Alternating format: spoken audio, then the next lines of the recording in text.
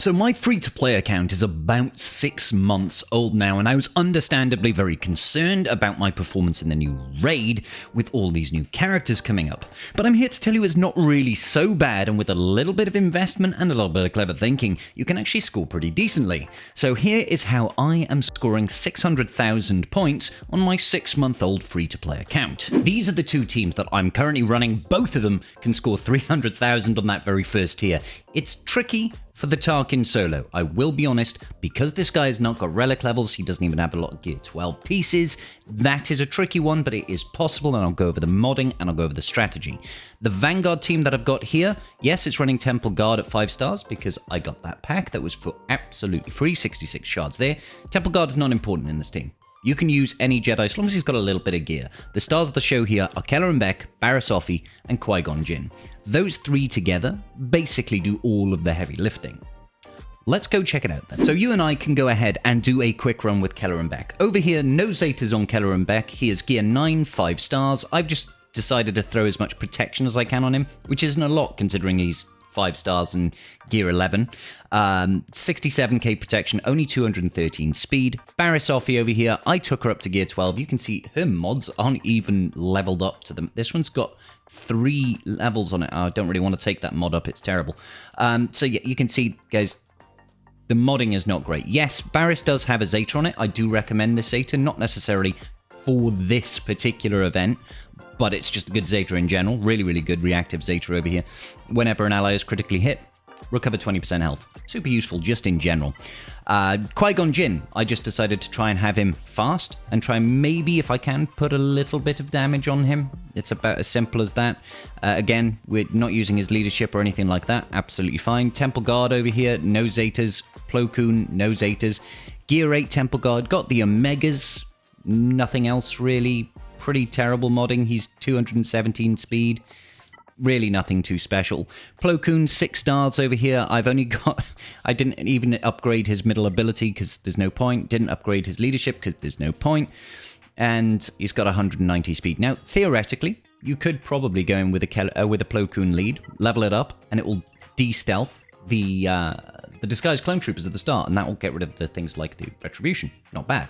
Let's do a run. Alright, ladies and gentlemen, if you've seen my other videos, you're going to know the dealio. We want to try and take out Fox as quickly as possible, and then just deal with the rest. So I've got Qui-Gon Jinn going first, which is great. So if I use his second special over here, it's going to dispel a buff.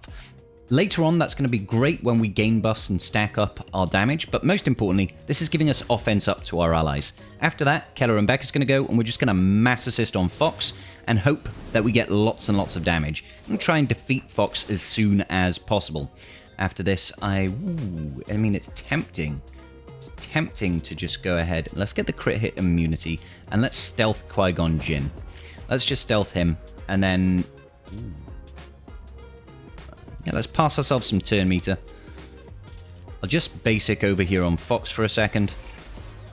And then let's do the assist on Fox. There we go. Fox is gone.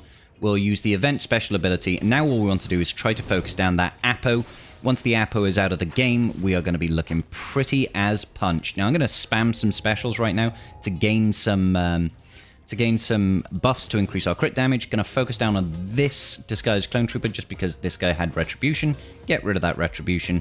Focus down on Apo while we can. I'll use the specials. Without the Zeta on that second special from Kelleran Beck, you're not going to do any damage, realistically speaking. Let's see if we can heal up a little bit. Oh, that was kind of nice.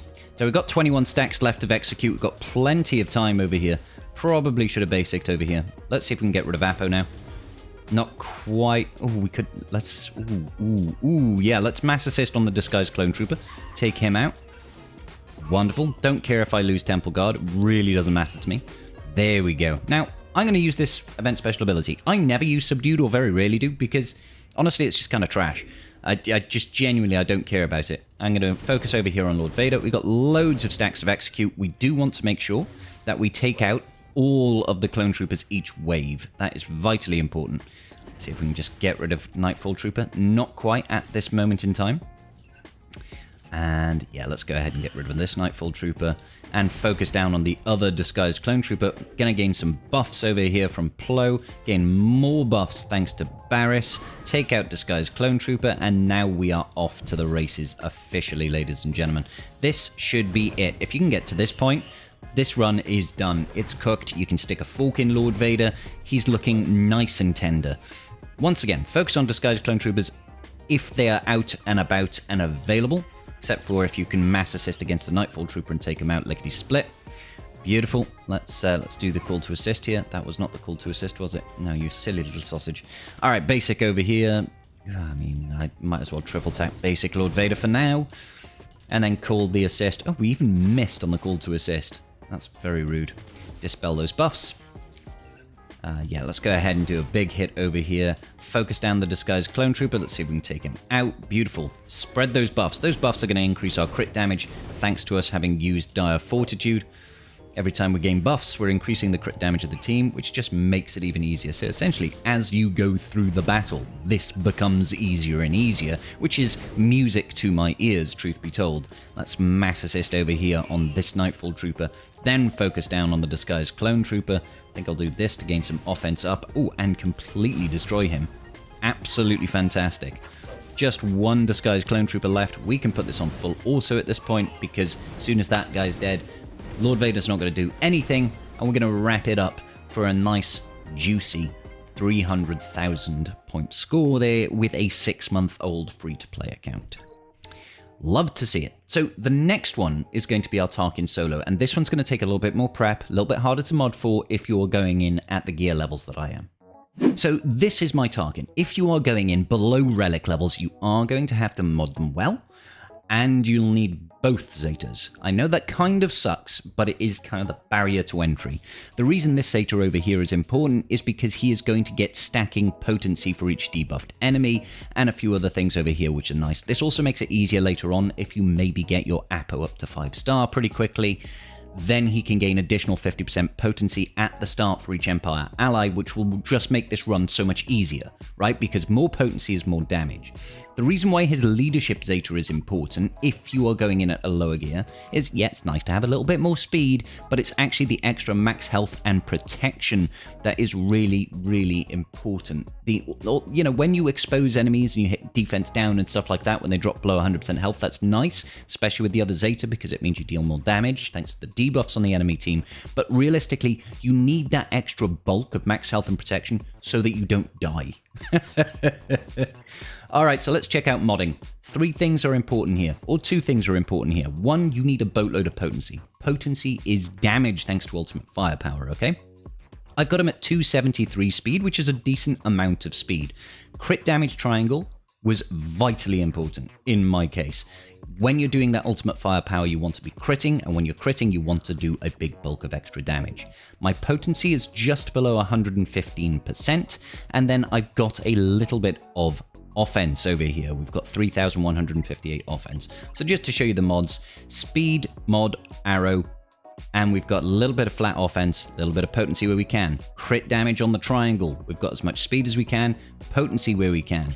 On the cross, we've got a potency cross with as much speed as we can. This one luckily has a little bit of flat offense. Over here on the circle, we've got lots of speed, bit of crit chance, and some offense as well. Over here on the diamond, we've got 12 speed. I would never 6A a mod like this normally, guys. A 12 speed 6A mod is awful, but the modding on my alt account, it just isn't there. It's a 6-month-old account, so I did whatever I could to try and bulk up these stats. It's also got 5 rolls of potency, of offense, sorry, which is actually not terrible. And then it's got 3 rolls of potency at 5%, and then the final one, 13 speed. Again, I would not 6A this mod normally, and just below 10% potency here. It's all about trying to max out that potency, little bit of speed, little bit of damage, and a lot of luck. Let's check out the footage. What you will find that happens a lot of the time is that you're just going to get stunned by Apo.